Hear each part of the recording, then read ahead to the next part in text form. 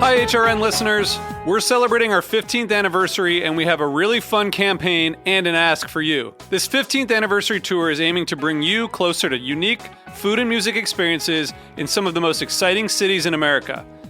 All the while, we're raising funds to support our work empowering the next generation of food systems storytellers through our fellowship programs. Here's how it works. Donate to HRN and be entered into a raffle in the city of your choice to win a dinner for two at a noteworthy restaurant and tickets for two to a concert at a prominent local venue. We have incredible partners in New York, Los Angeles, Philadelphia, Nashville, Las Vegas, Charleston, Asheville, and Ardmore, Pennsylvania, who have donated a meal for two and two tickets to a concert of the winner's choice. And all donations help fund our fellowship programs, where we're helping to build essential workforce readiness skills and food system storytelling skills. Check out heritageradionetwork.org/15 to donate and enter to win today. That's heritageradionetwork.org/15. Thank you.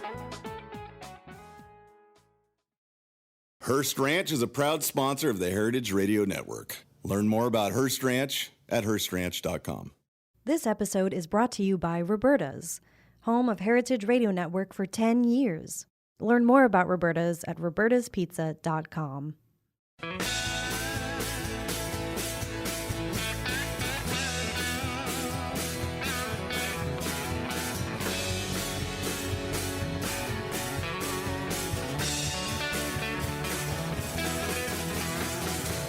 Hey, welcome to Beer Sessions Radio on Heritage Radio Network. It's Tuesday, April 26th, 2022.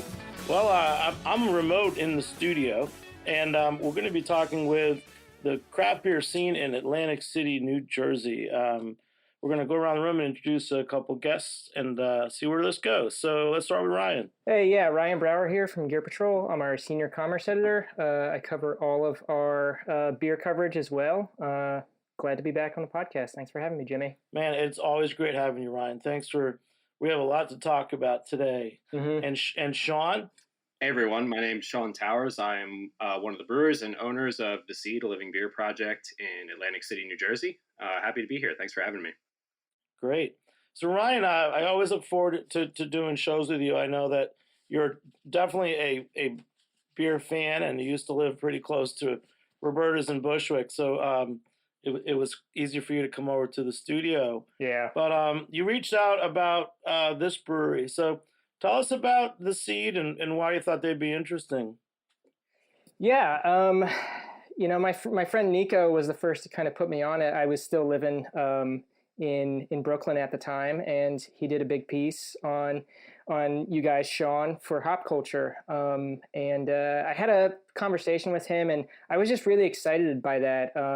The seeds, and Sean, your dedication to mixed fermentation. I think it's something that, as someone who's from South Jersey myself and grew up here, and was fortunate enough to live in Brooklyn for almost a decade, right across the street from Grimm. I was a very fortunate person to have all that at the tip of my fingers, and the evolution of what was going on there. So to see a brewery like that kind of open up in kind of, my home area, I think was really exciting, because it's always felt like maybe New Jersey is, in terms of whether it's food or fashion or culture or beer, always maybe a couple years behind New York City when it comes to trends. So it got me excited that, okay, maybe we're in the next wave of craft breweries kind of, hitting New Jersey and thinking outside the box and not just IPA. Wow, that's a great intro, Ryan. So Sean, tell us about The Seed. I mean, it's you and you have a partner. A little bit about your backgrounds, because you're both interesting people. I think so. Well, thank you. So The Seed's kind of like the passion project turned brewery for my wife Amanda and myself. Amanda's been brewing professionally for about 10 years, almost exactly now. She got her start in the industry with Tuckahoe Brewing Company before they went through their expansion, another small brewery down here in South Jersey.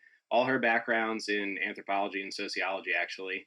And my background's in the hard sciences. So my schooling and training is in marine biology and microbiology. So I actually still manage an aquaculture research lab focusing on shellfish lines for the aquaculture industry for Rutgers University. But through my schooling and my training, I gained a lot of skill set in QA/QC work, kind of what Ryan led into before with our passion and focus on mixed culture beers. It all kind of lent hand in hand to be working on yeast driven, fermentation driven, biologically driven beers.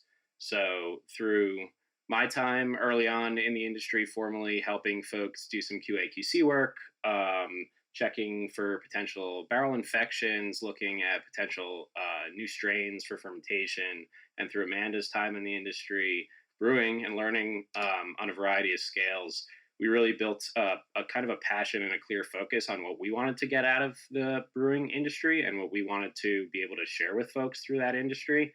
And the seed's kind of the baby of that last decade of growth, pretty much. So your tagline is, what is it? Liquid tied to the land. What kind of beers you're making? I think Ryan said that you have an unusual selection of beers, and how are you able to, keep that focus since so many people are doing hazy IPAs? Yeah, so we actually do hazy IPAs too. It's just not the larger part of the breadth of our portfolio. It's kind of funny, like we all think in today's world this is out of the box, but I really feel like we're brewing more in the box traditional beers. We opened the brewery with a saison ethos in mind, and I use that term ethos a lot because Amanda and I don't really view saison as a beer style, at least in the way that we approach it. So for us, saison means like what the root of the word is, like season, brewing with the season, brewing with what's available at that time. Our portfolio is typically leaning towards lower ABV, balanced, drinkable beers because that's what we want to be consuming. We built this brewery with a focus on what we want to do. Maybe this is a bad business decision, but not necessarily with what the hype trends were on the market at the time. We were able to do a little bit of those other beers with other breweries, but we were never really able to see what I'll call our world of beer, really meaning local grain beer, whether that's saison or lager, through the way that we thought it should be done properly. So you will always find at the seed kind of one of four thresholds of beer. Saison is certainly one of them, just really meaning mixed culture, yeast-driven beers. You'll always find lager. Our lager portfolio has actually grown a bit more quickly than I thought it would, which is really funny from a build-out perspective. We built a saison brewery, which is kind of just bare bones, not set up to do much else. And we wind up just making a ton of lager, which probably would have commanded more of a dedicated system for, but we make it work. And then the last two are typically kind of traditionally leaned British pub beers, English dark milds, pub ale, ordinary bitter, and the like, and hoppy beer. We do certainly enjoy making hazy beer, making hoppy beer, making kind of soft, flavorful, hop-forward beers. But again, trying to keep everything within, like you mentioned, that focus of saison, which means local ingredients and embracing natural variability and not trying to homogenize things consistently. Wow, that's great. I'm going to make you repeat that at the end too. Okay. Yeah, sure. So Ryan, like you're down in the area near Atlantic City. Other than through Nico, our friend in Brooklyn, how have you experienced the seed? Have you been to the brew pub? Are you getting product to take away? Yeah. So I was actually just there this weekend on Sunday. Had a nice little pale ale. I think it was the which was it? What's the pale ale you guys have on tap right now, Sean? First Root? Yes, First Root. That was it. And then right now I'm drinking as simple as Patterns, a spelt lager with Rabbit Hill Craft Malt, which is New Jersey's premier malter, I would say. And yeah, so I've gotten to go there a handful of times. I moved back down to New Jersey last September, so I was really excited to kind of, it was a time where I think, Sean, you guys had started to have people in the brewery at some point last year in 2021. So I knew I was really excited to come and check it out, and kind of just spend some time there. Stocked up pretty healthily on Sunday. So it's in a neat little area of Atlantic City too, and I'm sure you can talk about this a little bit more, Sean. But kind of off Route 30 there, one of the main highways into Atlantic City. There's an axe throwing bar next door. I believe there's a distillery next door as well somewhere. So it's kind of something that feels like there's a little bit of revitalization going on, and you guys are kind of in the middle of that, right? Yeah, it's been one of the neat things for us. We never really had our targets set on Atlantic City as a location, and the unit that we're in now kind of just fell into our laps. Amanda had quit the last brewery she was with at the time, and we knew that we wanted to move forward with our own project. And like you mentioned, there is a distillery next door behind us, Little Water. We were actually just at Little Water having a cocktail, kind of just mellowing out and deciding where our path was going to take us now that she had left her job. And it was just by absolute happenstance that Mark, the owner at Little Water, said that the unit next door was still vacant and being held for actually another brewery that was supposed to come in from out of state that didn't pan out. So we met with the landlord, we walked through, and things snowballed rather quickly from there. And like you said, there's a neat little revitalization going on in Atlantic City, which has made it so welcoming and reassured our decision to kind of set our roots there. When we first went for our variance hearing to approve the space for brewery production, there were 5 variances, or 6, I should say, variances that were heard that day. One of them was residential, but the other 5 were new small business coming into Atlantic City.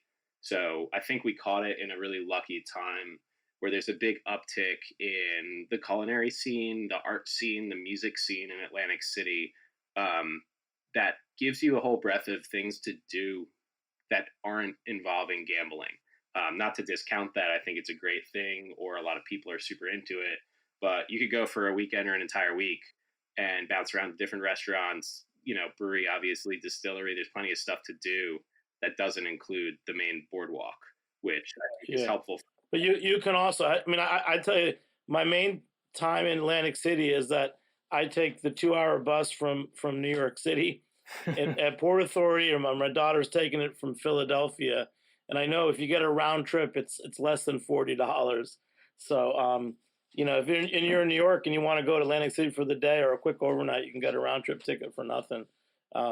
It's kind of fun. Is it like a gateway city? I think about cities like, let's talk about New Jersey a little bit. So for me, I don't know too much about New Jersey craft beer, although I do know Carton really well. So I guess I know everything about New Jersey, right? And I love those guys. And I remember I had Kane on a long time ago, and I was at Cape May Brewing when they first opened the first year. But I think about these towns like Asbury Park. How does Atlantic City feel compared to these other places that people are going? Because I really, to me, it was like Atlantic City was a bus stop, and I never really spent any other time there.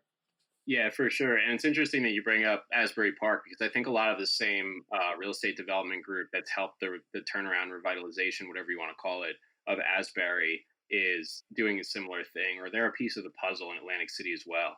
So you're starting to see a few of the restaurants, a few of the bars from Asbury opening second locations in Atlantic City. So I think it's actually following quite a similar trajectory at this point, which might make a lot of sense. I mean, they're both shore towns in New Jersey that have this kind of grand opportunity. I think it's been an interesting growth and ebb and flow, for lack of a better term, in Atlantic City, because the casinos have always driven so much of what that city is, and I think they will in perpetuity. It's just the nature of the belly of the beast of how the city's been built. So I think it's fun to have these kind of ancillary things pop up that can be the focal point if people want it to be, but they don't have to be. Yeah. So back to your beer. And then I'm gonna let Ryan ask you some good questions too, because I love working with Ryan. Your background, marine biologist, and then your wife Amanda's background as a brewer.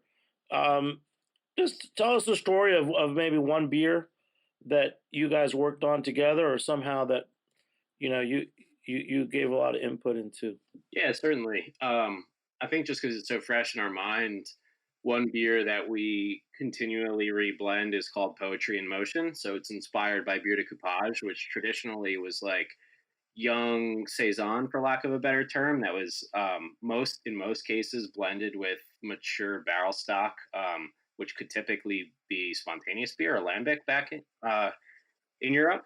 And we kind of draw inspiration from that, and it's kind of a core value of what we do is incorporating the old and the new, taking a lot of lessons from winemaking from kind of old world European brewers.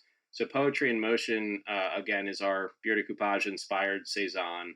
We brew like fresh, young, hoppy, stainless steel fermented saison, single yeast strain, non-mixed culture. And once the beer is finished, each time we will pick a single single mature oak barrel to blend at either a 1-to-4 old to new or a 1-to-5 old to new ratio that goes through then an extended bottle and keg conditioning period until the beer is ready. So Poetry in Motion is actually something that my late grandmother used to say when she watched me play sports. I played basketball my entire life growing up. So everything we do at the brewery is used really to tell our story. We kind of use beer as the medium to tell our story. So for me, I always tell people that I feel like I'm very creative, but I don't have a lot of outlets because I'm not good at drawing. I'm not good at painting, singing, you name it. So for me personally, beer is a way that I can share that story with folks. So we try to keep it as close to the family as possible. So like the words on the front of the Poetry in Motion bottle are actually my grandmother's handwriting. And that beer is blended different every time. And that speaks kind of volumes to what we try to do as a brewery, like I mentioned earlier, embracing variability rather than trying to streamline it or make it cookie cutter. So we just blended actually our third batch of Poetry in Motion. Each one has been a slightly different base beer. Every single saison we do is 100% New Jersey grown and malted grains from Rabbit Hill Farms. So these base beers, the clean hoppy saison is all Rabbit Hill malt. We're using a mix now. Actually, this third batch is the first time we're influxing some aged hops into the clean side. And then we're picking a single mature oak barrel. It might be a little acidic. It might be more yeast or Brett forward, but it's just going to kind of need to play off of whatever that base beer character is screaming at us at the moment. So it was actually a bit of a fortuitous blend. This last time we always taste our barrels blind, so there's no preconceived notions or pushes to pick one way or another. And the barrel we chose for this third blend of Poetry in Motion, the barrel's name, we name all our barrels just for us to keep track of them better, is Ellie, which is also my grandmother's name. So this is a pretty special blend, this third one. All these beers are very dry, very yeast driven, very grassy, rustic, hint of acidity. We try to keep our beer's acid profile as low as possible and balanced. So it's kind of a background sensation rather than an upfront flavor, which I don't mean to get off on a tangent. That was one of the funniest things we battled when we were first opening is everyone said, "Oh yeah, the Seed, you're the sour brewery, right?" And I always had to correct people politely, hopefully. I hate the term sour beer because to me it doesn't really mean anything. But these Poetry in Motion batches are a nice way for us to do these really nice, clean baseline levels of acid in a real yeast forward and grain forward beer. Wow. We're going to go back to that. So Ryan, you're lucky. This is a brewery not too far from you. And what else do you want to say about it? I know you got a bunch of questions for Sean. Yeah. I mean, I'll just say, kind of tailing off that I've had the first two versions of Poetry in Motion, and they were both delightful. It really is. I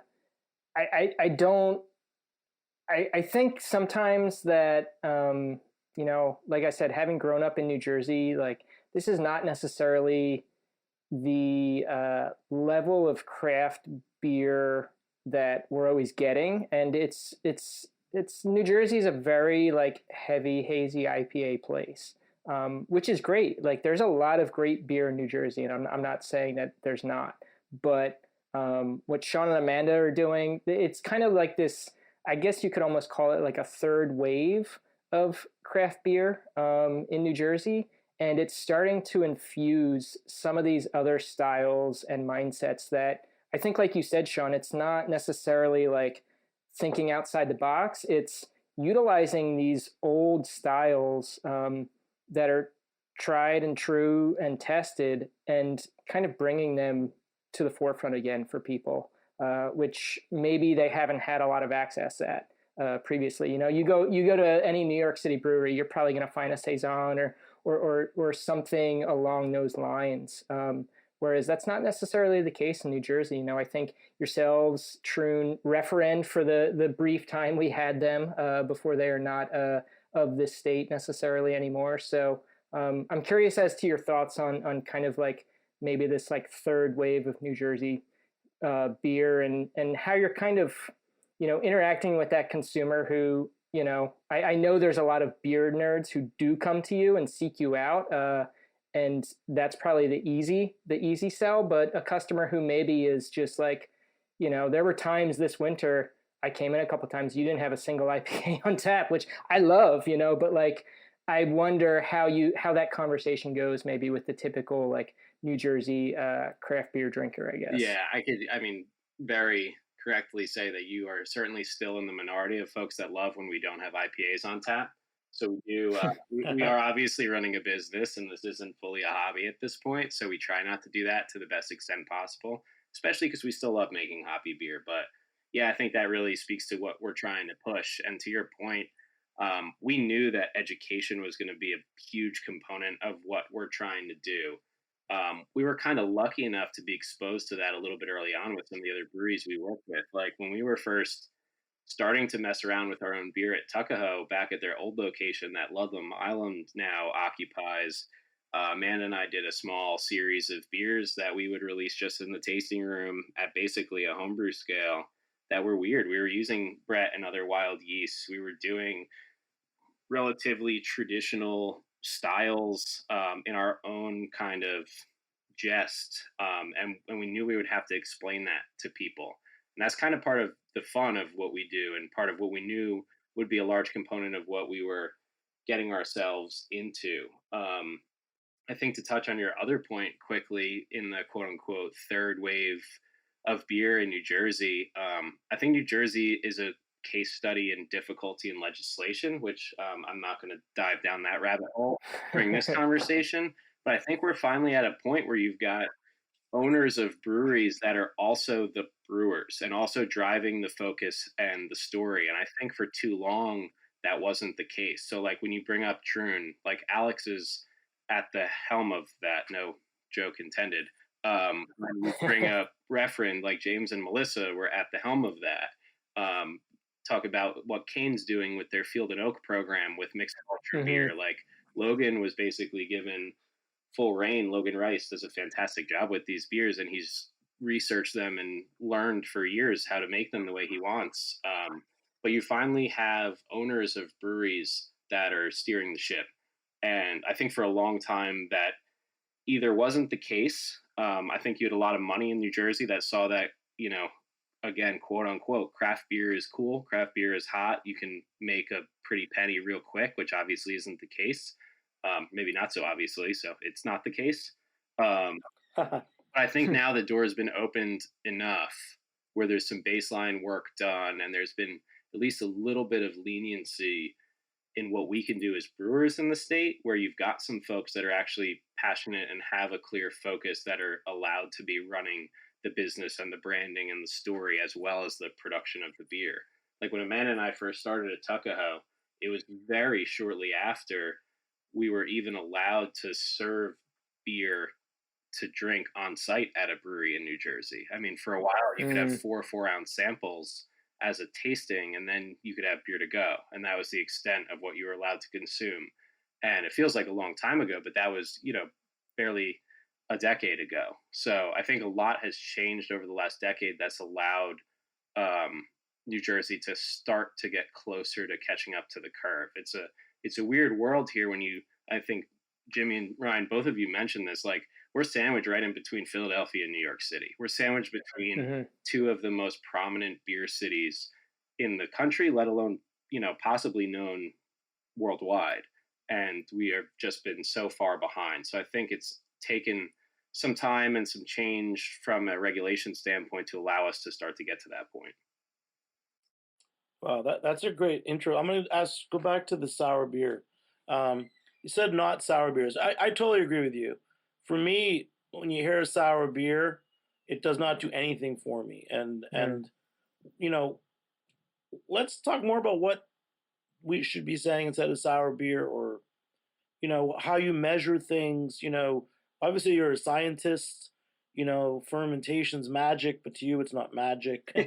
So let's dive into this. Yeasts, biology. This is a big part of beer, and we don't usually too often get scientists who are working in breweries. Yeah, for sure. It's funny though, because my background is so heavily in hard sciences. When we built the brewery out, we set aside a room for our lab. I moved an incubator that I owned all over. We had, all the lab gear and suite of equipment that we needed planned. But we just needed to start brewing. We didn't have it in place yet. And as soon as we started brewing, I kind of put my blinders on and threw that all out the window. So we actually don't even have a lab at the brewery right now. We don't do cell counts. This might kind of sound ridiculous coming from a scientist, but we kind of do everything by feel at this point. And I'd like to think in a fanciful world that speaks to our Saison approach to everything.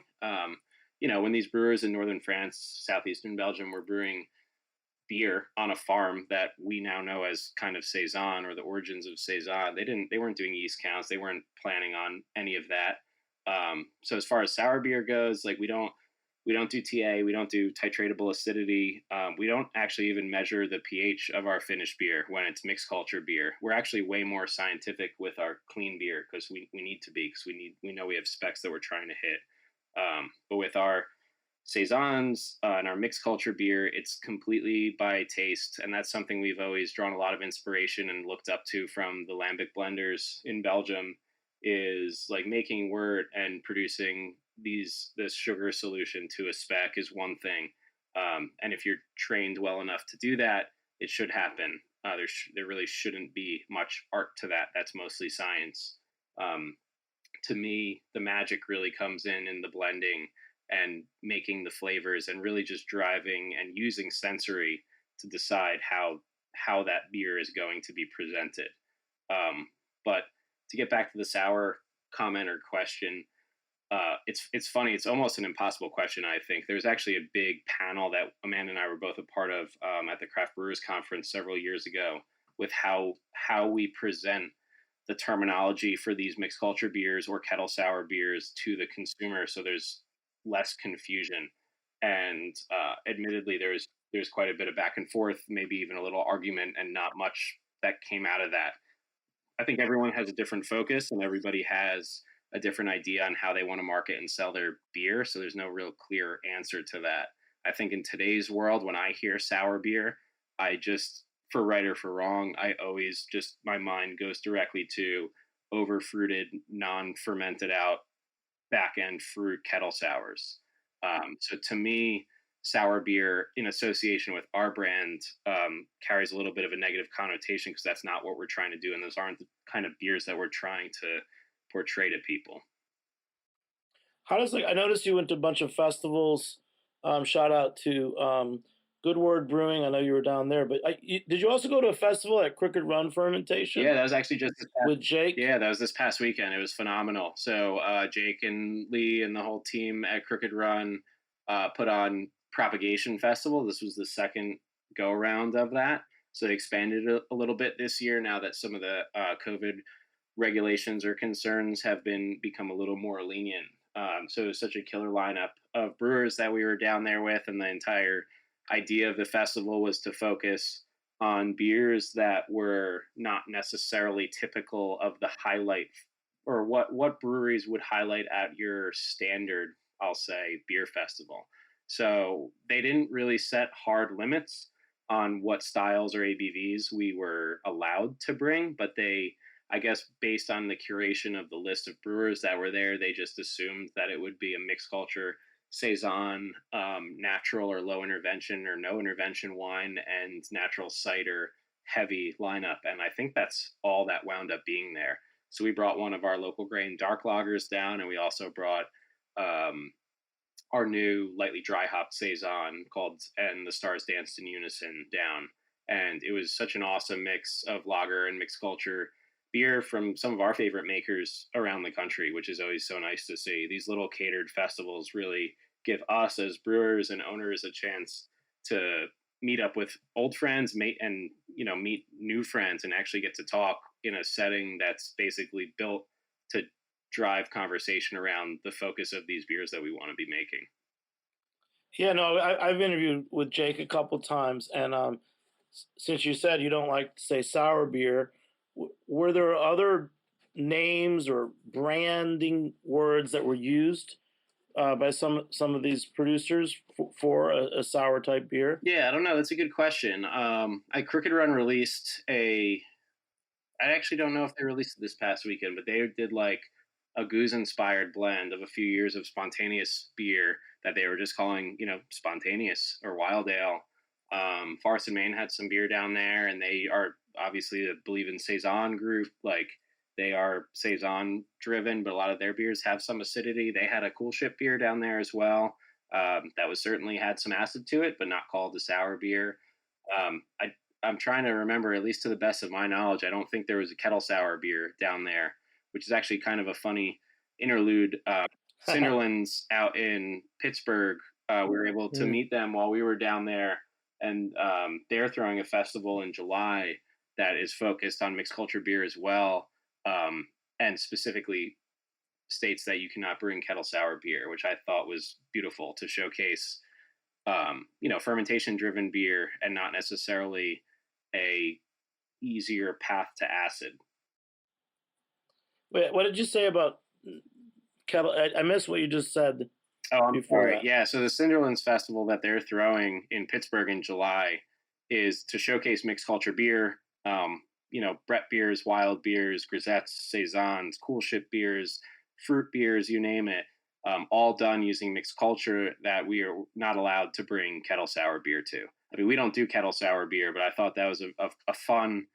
So they're saying not allowed to bring kettle sour because it's too generic? I don't know if too generic, and I'm not necessarily trying to downput kettle sour beer. It's just I think it's the idea is for folks to start highlighting these living beers, these beers that are done with live microbe cultures. The microflora is driving this beer, which in a kettle sour beer it is too. You're using bacteria, lactic acid producing bacteria, to make that sourness, and then you're going to boil it and kill it. I think the idea behind a lot of this push is to have these beers that are not killing that bacteria, that are still alive and forever evolving and changing over time, showcase, which I think is really cool. Wow, that's cool. Hey, Ryan, you and your day job as an editor, I mean, are you seeing, I know you see every beer, but are you seeing like, do you put things in labels or categories, or are these kind of mixed, living beers? Are they not in a category?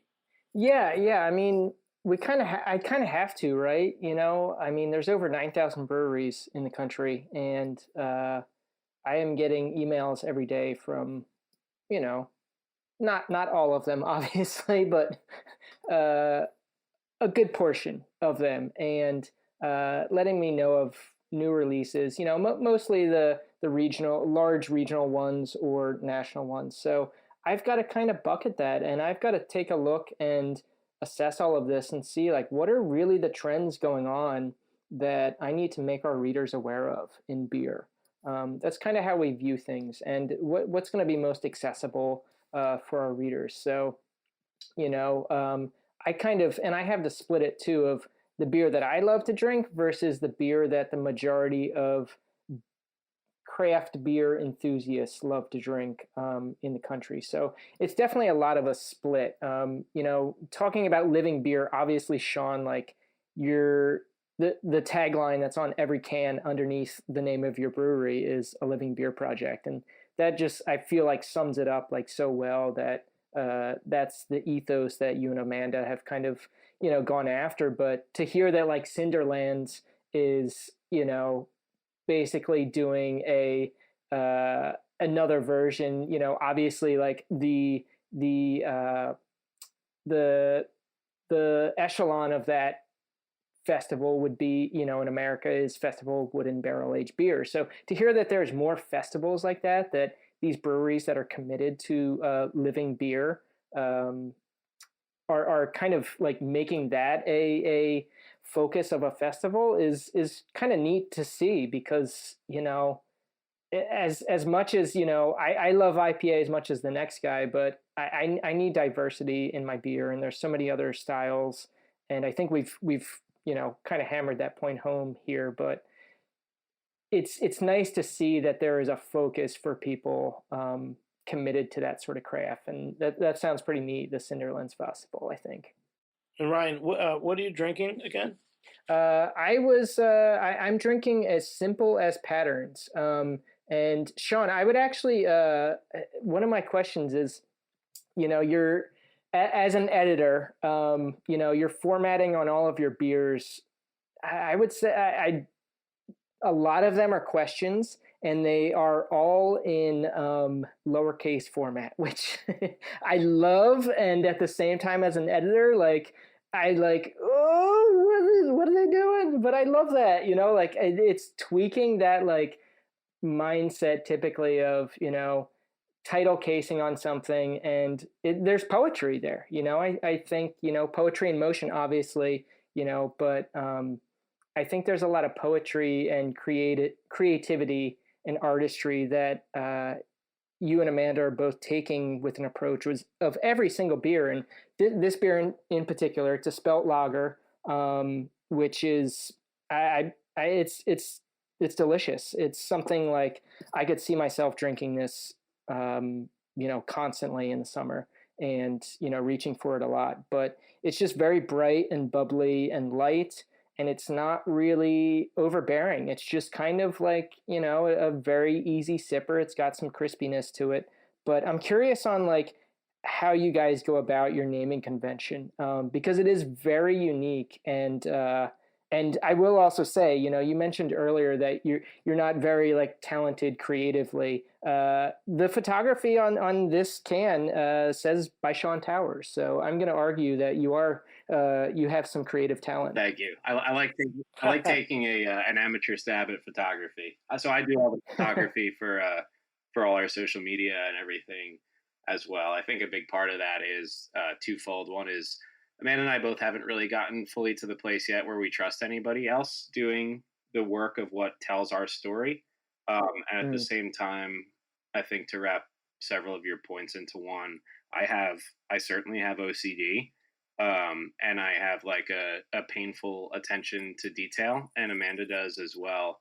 So for us, like every choice we make probably uses up way more brain cells than we should have allocated to that. But like even just the fact, like you mentioned, of using lowercase letters is a painstaking thought and conversation. To me, I think the lowercase letters help carry through this relative softness in the beer.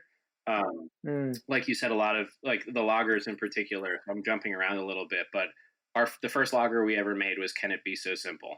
And that is just Rabbit Hill Pilsner malt and Czech Saaz hops. It's about as simple as a recipe as you could ever do. Now we're at a point where we're not even touching the water for our lagers much. So it's, just Atlantic City water, which is surprisingly fantastic.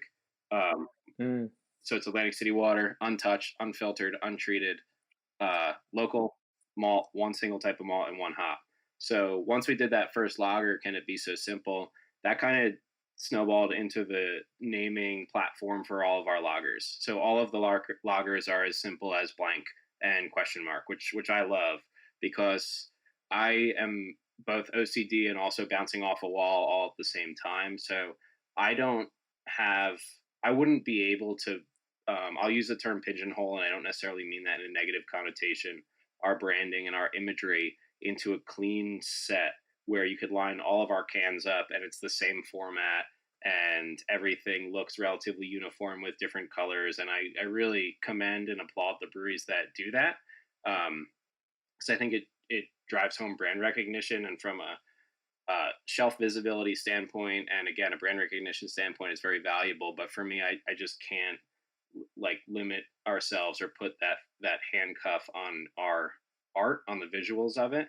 So the can it be so simple and then as simple as blank was like the one time we were willing to dive into that world of like, okay, all the loggers will be as simple as blank. And I thought that was so smooth and so easy until we started doing distro in New York City. And our serene rep was like, what the hell are you doing? Like, And beer and your beer menus yeah, were way I mean, down. you're like, do you realize? Hey, hold on. We're going to take a short break and we'll be back in a few minutes and keep talking about the Seed in Atlantic City on Beer Sessions Radio. All right. Hearst Ranch is a proud sponsor of the Heritage Radio Network. The Hearst family has been raising cattle on the rich, sustainable native grasslands of California's Central Coast for over 150 years. Piedra Blanca Rancho in San Simeon is the original Hearst Ranch, founded by George Hearst in 1865. George's son was the famous publisher William Randolph Hearst. In addition to being known for building the iconic Hearst Castle, William was, like his father before him, an avid rancher. In his words, "I would rather spend a month at the ranch than any place in the world." Thanks to one of the largest land conservation easements in California history, a joint effort with the California Rangeland Trust, the American Land Conservancy, and the state of California, the working landscape at Hearst Ranch will be preserved forever. Learn more about Hearst Ranch at HearstRanch.com.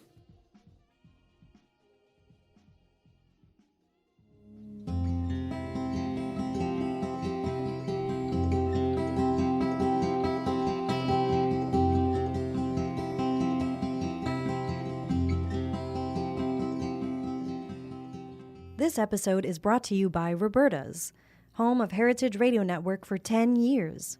Roberta's was founded in Bushwick in 2008 and has become one of the most iconic restaurants in the country. HRN made its home inside of Roberta's in 2009, and together they have become part of the DIY fabric of the neighborhood. Roberta's, the pizza restaurant, is open for lunch and dinner 7 days a week and serves much more than just the famous wood-fired pizzas. Their team dreams up new salads, pastas, and sandwiches on the regular. Roberta's Tiki Bar is alive and well in the back garden, serving up frozen drinks in the summer and hot toddies in the winter.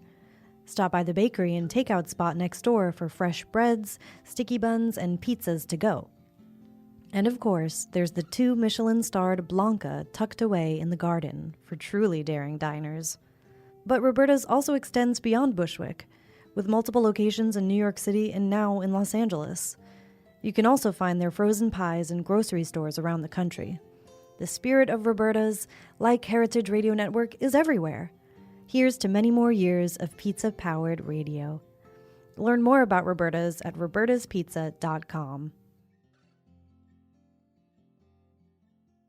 Hey, welcome back to Beer Sessions Radio on Heritage Radio Network. Support us and to become a member at heritageradionetwork.org/donate. So we're talking with the Seed in Atlantic City, New Jersey, South New Jersey. I highly recommend if you're in the New York City or Philadelphia area this spring, summer, and fall, just jump on one of those affordable round-trip buses to Atlantic City and spend the day at the Seed and a few places that they'll recommend. So Sean from the Seed and Ryan Brower from Gear Patrol. So guys, one reason you introduced me to Sean was that he's buying malt from Rabbit Hill, and we did a number of spotlights on craft malt this year, and an interview with Hillary of Rabbit Hill. So Sean, tell us the local ingredient connection, how you met Hillary, and more of that, because you said you just made a very simple lager with just the Pilsner malt from Rabbit Hill. I think several of those, she won the gold medal for the Craft Malt Cup too. So Yeah, this year Rabbit Hill's Pilsner malt took home best in show, I believe, at the Craft Malt Cup, which was pretty awesome. We love their malt; it's fantastic. They're raw grains as well. But yeah, so when Amanda was working at Tuckahoe and I was helping out there, we were starting to do some mixed culture work, and along that same thread of how we view saison, if we were going to do it with something other than local ingredients, it really wouldn't speak to the story we were trying to tell with that beer. So we got linked up with Hillary through Tuckahoe, which was a great opportunity that we certainly wouldn't have had otherwise. and it's really just grown from there. So as of December of 2021, 41% of the malt we had used to date was grown and malted at Rabbit Hill Farms. And this year, during 2020, we're looking to get that pretty well above 50 if we can. So like I mentioned earlier, all the saisons, all the lagers are all Rabbit Hill malt, but that also sprinkles to every other style we do. So all the British pub beers we do, all the IPAs we do, all the stouts we do, not that it's a lot of them, they all have at least a couple bags of Rabbit Hill malt in there so that it can be incorporated into everything that we do. But Hillary's been a great resource because Ann and I just met with her a few months ago, with Blair as well, her brother, about growing different heritage grains that might be a bit unique and not easy to find on the market that could lead to like some really interesting flavors or fermentation profiles in beer. So we've talked about, emmer wheat and some of these, not necessarily unique to the bread or beer making world, but unique to the consumer basis, heritage grains or heirloom grains that might be an interesting thing to start bringing into the local malt scene. Yeah, and then just in your planning, I mean, I know that there's measurements of the malt. I mean, how much of that are you, depending on when you're buying these craft malts? Because that used to be the criticism, is that you didn't know what you were getting with craft malt. Yeah, certainly. The answer is probably, unfortunately, less than we should be. We don't pay much attention to the COAs on the certificate of analysis on any of these. We actually haven't even really asked Hillary too often for them, although she always gets them because they are way more on top of that than we are. And that just speaks to the way we brew beer.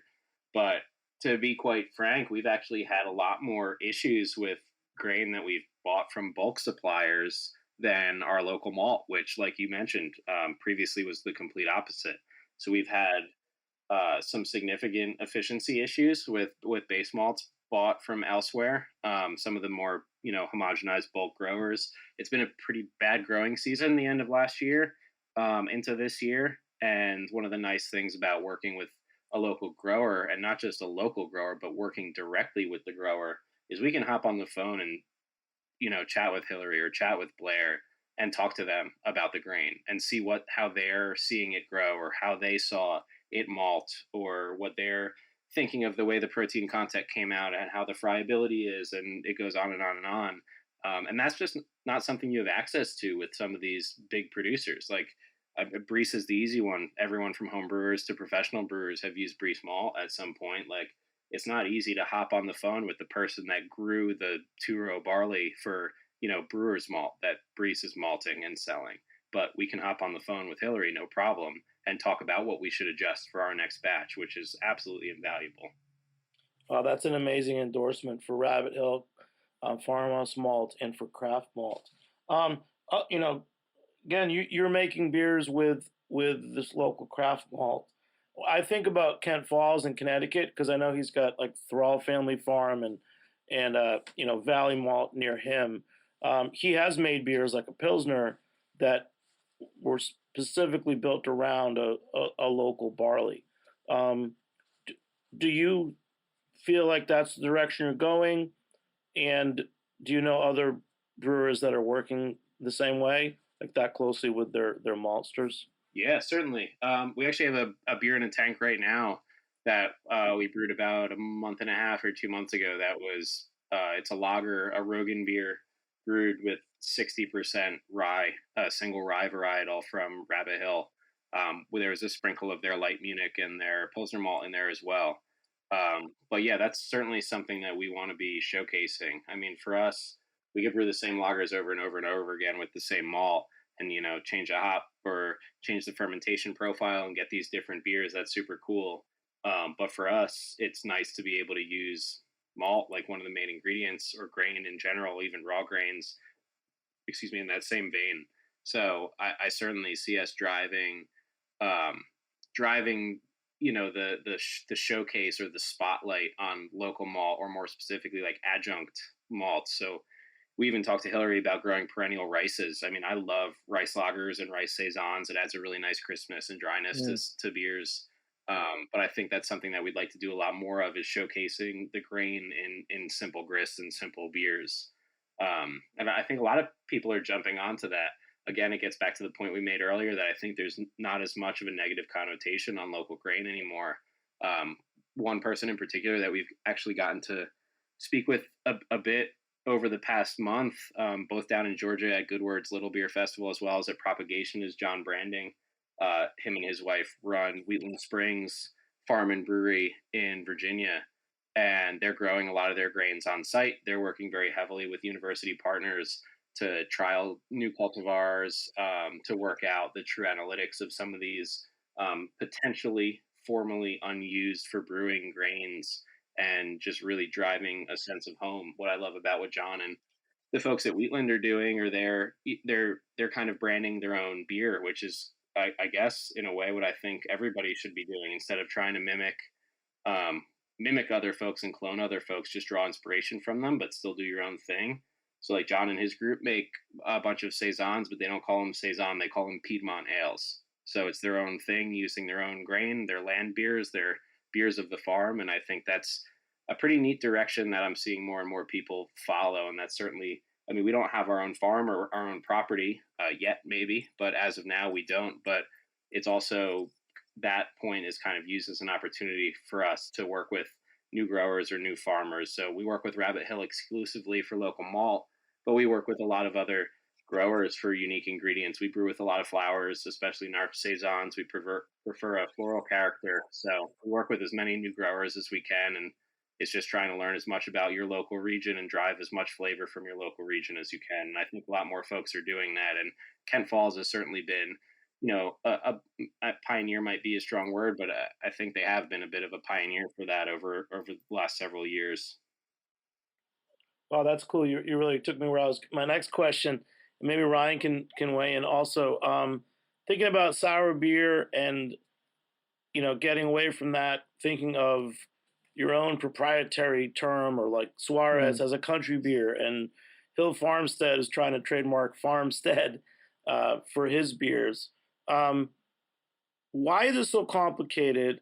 Why can't we just call things lambic? Is there another term that either one of you guys would say these beers are more like traditionally? I can let you jump in first, Ryan. Oh if you got boy, yeah, thanks, Sean. Yeah, I mean, I think I love that fact that Suarez and country beers like that. That's just I am a fan of call something what it's from. Like I think Augie Carton does a pretty good job of that at Carton, where he calls it an East Coast IPA, or a New Jersey IPA, or he's got a couple other ones there that are escaping me.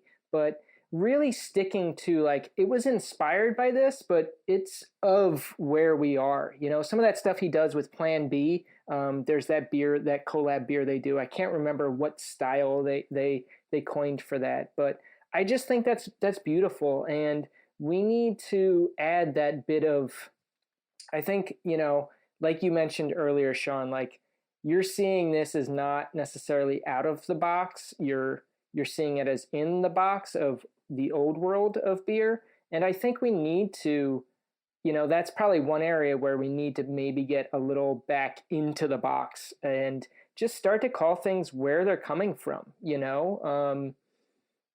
farm ale, like I'm okay with that stuff. I don't necessarily think we need to add labels. I think where it makes it difficult is the education part, like we talked about earlier, is you've got to, if you're going to go that route, you've got to really be able to train your taproom staff on how to explain that properly to the consumer, because that's the problem, I think, where maybe in Europe, people understand that there's a lot longer of a history and they expect those sorts of things. But in America, we like our labels, and we expect things to be neat and clean in that regard. So I think that's probably where the issue comes. But, I'll let you speak to that kind of, Sean.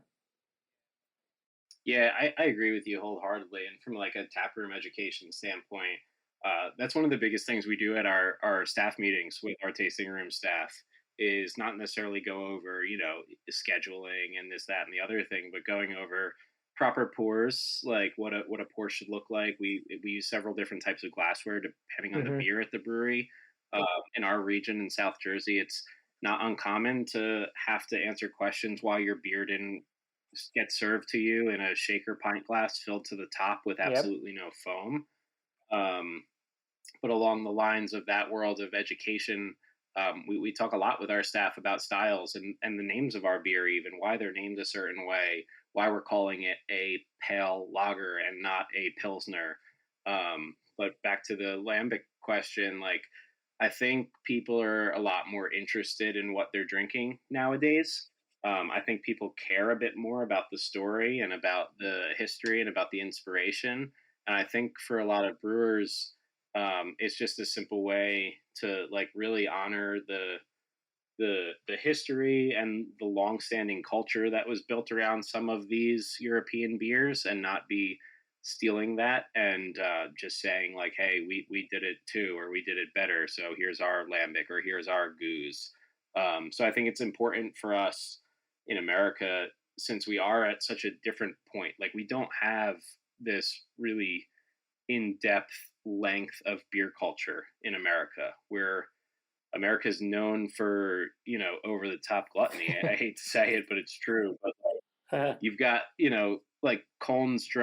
like driven this Kolsch culture where everyone makes their Kolsch, and you have Kolsch service that's like you're just going to hang out with your friends, and the beer is kind of ancillary, and you're just hanging out and talking. The beer should be great because if you run a brewery professionally, that's what you should be doing. But like everything is surrounded around a culture. And that's been some of my favorite interviews actually to listen to or read, from Chris Lorig up at Notch, and how much they have driven a brewery around culture and not necessarily around like this untapped ratings world. And I think that's one of the most important things and one of the coolest things that I'm seeing a turn of in America right now, is that you've got a lot of breweries that are focusing on the culture around their brand and the culture around their story and the culture around their beer. And I think that goes hand in hand with both paying homage to what's been done ahead of you and also being respectful that that is theirs and you should be doing your own thing.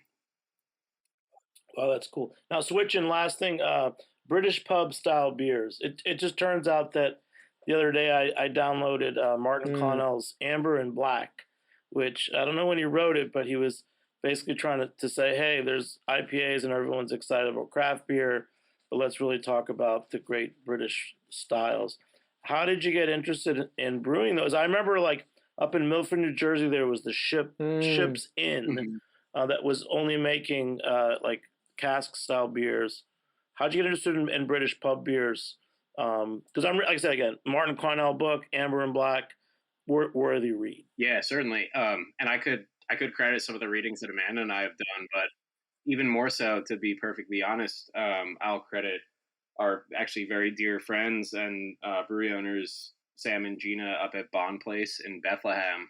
They've got quite a reverence for British pub beers, for the English beer culture, and they've basically built this small little community pub, and focused on dark mild and ordinary bitter, Nemo and Mooey.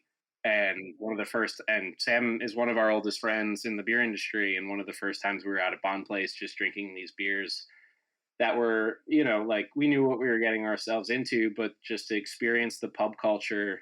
And I'll never forget every last person that walked in to Bond Place the first day we were there, Sam greeted, and he knew them by name. And there was just such a sense of community around what was happening there. And I think, I don't mean to put words or thoughts in their heads or mouths, but I think that can be akin to their respect for how that culture is driven in England, in Britain, in London. And I think we came back with Amanda and I came back with a new respect for that world of beer, again, because of the culture that, just not necessarily by happenstance, but by design, whether it's consciously or subconsciously, follows along with those styles of beer that are low alcohol, made for continued consumption, consumption. Sorry, they're balanced, they're easy, they're not over the top in any regard, and it all gets back to the beer being delicious and good, but also ancillary to the point of your outing, which is to spend time with friends and loved ones during conversation. I can sorry to hop in, but I can second that. I had during the break I cracked open All Tucked Away. It's a pub porter that the seed has right now. It's 3.8% and it's brewed with dandelion root. It is probably the most intricate porter I've ever had. It's got it's almost like a combination between a Rausch beer and a porter. It's got a bit of bite to it, which American porters tend to be very chocolatey and kind of thin. And this is a little thicker mouthfeel, and it's just really got this bite to it that is wow, okay, yeah, I'm sitting in a pub in England and this is delicious. Yeah, thank you. That's awesome. That's kind of the fun world that we hadn't really melded yet, was the dandelion roots. by far not a common or historically accurate ingredient in pub beer. But we actually got to try a beer, and I forget who makes it now, unfortunately, when we were up for opening bash in New York City. That was done. It was a little English dark mild, but all the water that was used to brew that beer was water that was steeped on juniper branches in their hot liquor tank, and then they carried through with the brew day. And it just had this super intricate, unique background. So that was something that Amanda and I were really excited to do, was basically just to slam that, local forageable saison philosophy into a more traditional style. So dandelion roots, a really fun ingredient for us. It's got this really deep, like you mentioned, kind of smoky, chicory, coffee almost note to it that we thought would play really well in a porter. And when we wanted to do this little pub porter at 3.8%, there's some extra tricks that you have to try to employ so that it doesn't come across as thin and watery. And we thought that would play really well. So I'm glad you like it. Yeah, great job. Just for our homebrewers, because when I think of dandelion roots, I think of farm-based homebrews, and I can see it as a bittering agent, right? But how do you use it? At what point do you use it in the brewing process? Yeah, so we roast it at home. We don't do enough with that kind of adjunct world that we have any kind of commercial oven at the brewery. So we roast them at home, and then they're added in the last 5 minutes before flame out, just in a bag, and we don't let them steep for too long, just so that it doesn't get too much of that super bitter, herbal bitter character coming through. Yeah, if you ever get into distilling, I know a guy. They make a very bitter dandelion wine that's really best used for a dash of it in a cocktail. Gosh, who is that? Raphael Lyons. Oh, yeah. You know him. He's in Bushwick. Yeah. The Honey Bar. Yeah. But hey, guys, this has been a great show. Ryan, you want to wrap it up? A last question? We could definitely go on for hours, and we'll definitely talk with you again, Sean. There's a lot more we can go. Yeah, go I apologize. Into. I tend to talk a lot. No, how about this? What am I missing? What science question did I not ask? Or do you not want to talk about science anymore? No, I'm good not talking about science. Science is my day job. Beer's the magic, the unicorn art side of things. Cool. Ryan, any last words or a question? I don't want to drag this on too long, but, I think, Sean, you've got this philosophy, you and Amanda, of, using as many local ingredients as possible. And like you said, we're starting to see more breweries do that. And that's the old world way of doing it. And maybe, back before Prohibition, that was the way of doing it here as well, because they brought all of that over. And Prohibition obviously screwed everything and pooched that. And, that's a whole conversation for another time. But I'm curious if, is there a bit of pride there too with you're both New Jersey natives, and New Jersey being the Garden State. Is there a bit of that plays into it as well? That hey, New Jersey's not just this place where people from Long Island come and they party at Seaside and they get too wasted, and that's Jersey Shore. So I don't know. That's always been like a little chip on my shoulder being a New Jersey native. Like, no, New Jersey's more than that. So I don't know if that factors into with like the philosophy of like, look at everything that this place has to offer mashed in between like two of the biggest like metropolitan centers in the country. Oh yeah, 1,000%. I mean, Amanda and I both grew up in Vernon, New Jersey, up in Sussex County. So like what we know New Jersey as now, living down in southern New Jersey for a bit over a decade, is both sides of the coin. But it's the Appalachian Mountains, it's hiking, it's the Appalachian Trail, it's cow pastures and farms and fields and hills, and then down here it's these beautiful estuaries, marshlands, water, the ocean. I think when so many people think of New Jersey, like you mentioned, it's Jersey Shore, it's seaside, it's Bar A, or it's like flying into Newark and oil refineries, and then getting into New York City as quickly as possible, or getting onto the turnpike and getting wherever you need to go as quickly as possible. So I think that is certainly a huge thing for us. Is like we've grown up here our entire lives. Amanda and I both never lived anywhere outside of New Jersey, and it's just absolutely beautiful to us. And to showcase that and to like share that with people is huge. We've actually done 2 collabs so far with the Referend. The name of that beer, both of beers, is No Place for Literature. So it's No Place for Literature, Volume 1 and Volume 2, which is an old William Carlos Williams conversation, where he was basically told, New Jersey is no place for literature. Come back to Europe. And that's been a really cool, like you said, chip on our shoulder kind of sticking point that, no, it certainly is a place for literature. It certainly is a place for art, for, agriculture, for natural beauty. It's not, it's not fist pumping at the beach and driving past smog. Like there's so much more that this state has to offer. And if we can be a small part of showcasing that for people, that's certainly one of the drivers in what we're doing. Wow.